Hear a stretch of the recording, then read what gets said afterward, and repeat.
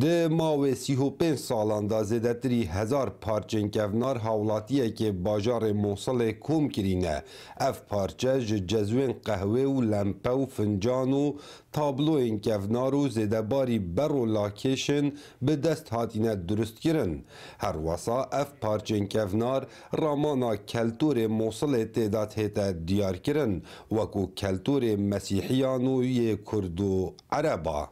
قواري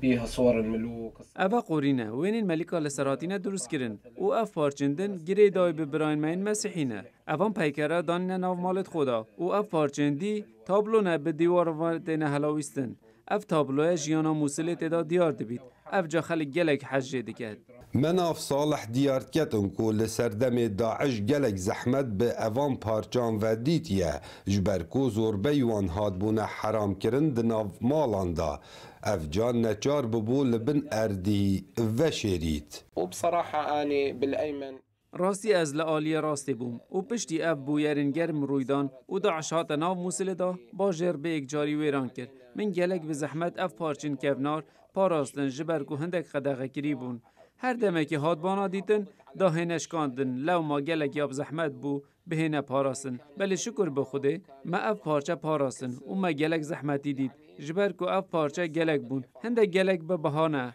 و زدباری کو بشکی وان شیشنه درجاهیا پیوین خدا نافهاتی دخازید جلاین پیوندیدار جهک تایبت بو دابین بکن جبرکو اف پارچین کفنار میجویا موصل تعداد هیتا دیار کرن